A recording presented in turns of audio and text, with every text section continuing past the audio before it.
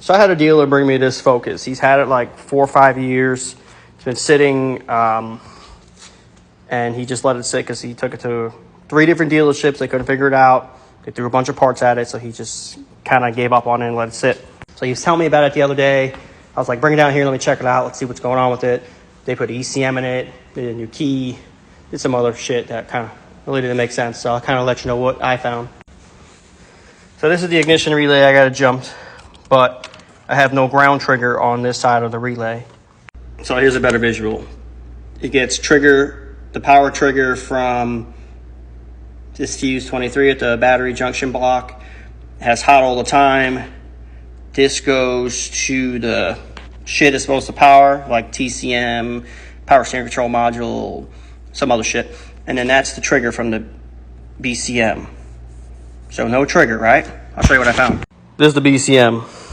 So it looks like, I guess the windshield's leaking. And it got in the connector. One of the connectors up here. I was checking the connectors out.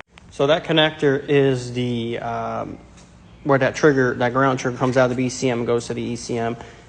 And that terminal, if you look, there's a terminal kind of busted off in there. That is my ground trigger wire, snapped off, flush, corroded off, I guess is the proper terminology for you guys. So we'll get a BCM in it and program a key, and then kind of go from there, see if it has any other issues. But this should resolve most of the issues. But now I need to reverse everything the other people have done to it, which is the fun part. So after that video, I took the old ECM out, the wrong ECM out, put the original one back in. I found the original key in the car because the dealer, when he dropped it off, he's like, it's been sitting so long, cut a key for it, had a key cut for it. They couldn't program it because of, communication issues. So I was able to get it to run with the original key, started right up. I could get a BCM, I jumped out the BCM trigger. That's how I was able to get it to run. So I'm gonna get a BCM for it, put it back together, and that's it.